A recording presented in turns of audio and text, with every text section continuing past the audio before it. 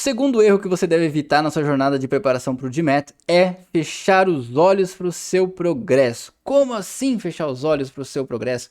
É muito comum os alunos simplesmente não quererem medir o seu progresso por terem medo do que vão enxergar. Então eles preferem fechar os olhos, tá? E isso eu digo é generalizado no mundo inteiro, assim, de candidato de tudo quanto é lugar tem medo de avaliar o seu progresso. Mas eu não quero que você tenha esse medo porque é importante que você meça o seu progresso. Então, você tem que saber onde você está para você saber qual é a distância da sua jornada até o seu objetivo. Se você não sabe onde você está agora, quanto que falta, em quais áreas você tem mais dificuldade, você não vai conseguir traçar um plano fidedigno, real, realista para a sua realidade. Então, sugestão, não cometa esse erro de fechar os olhos, ficar cego para a sua realidade atual. Então, meça o seu progresso. Ao longo do nosso treinamento, você vai ter várias oportunidades de medir o seu progresso. Como? Através dos simulados, tá? Ao longo dos módulos, você vai ver que a gente tem simulados. Ao final de cada módulo, a gente tem um simulado.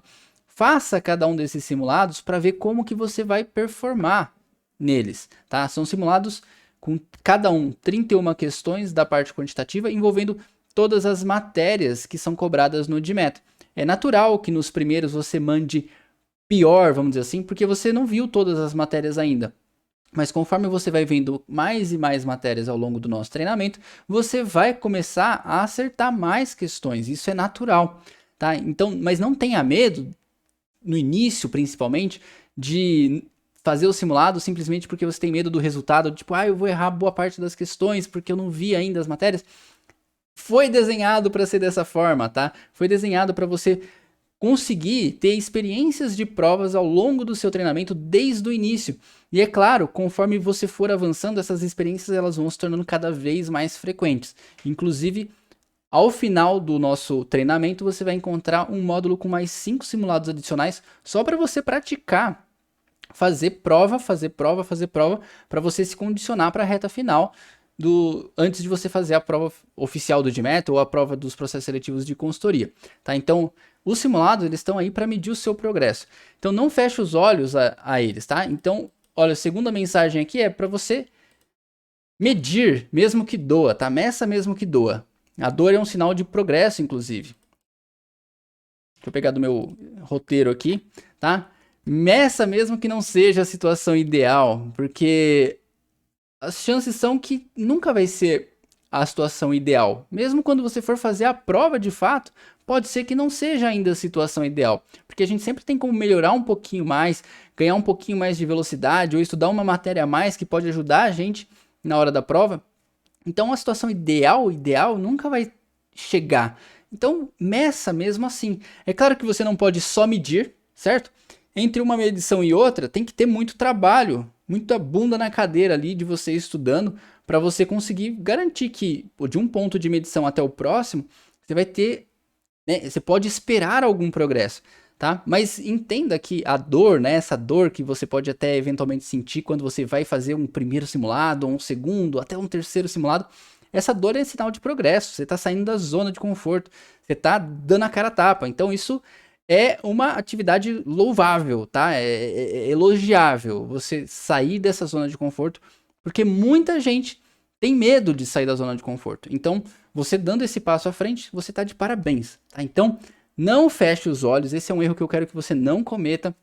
Eu quero que você sim siga o nosso treinamento passo a passo e ao final de cada módulo faça os simulados para você mensurar como que está sendo a sua evolução, tá? Então, só para a gente finalizar, não basta, tá? Você saber qual é a sua meta, onde que você quer chegar. Eu quero acertar 80% das questões do GMAT. Não basta você saber que você quer tirar 51 na parte quantitativa da prova oficial do GMAT. Ter a meta não é suficiente para você conseguir traçar um bom plano para chegar lá. Um bom plano vai depender de onde você está partindo. Então, medir onde você está atualmente é um ótimo ponto de partida para você traçar um bom plano, certo? Então, exemplo, imagina que você terminou o nosso primeiro módulo de treinamento e você percebeu que você errou muitas questões de aritmética básica, continhas, operações tabuada, fração.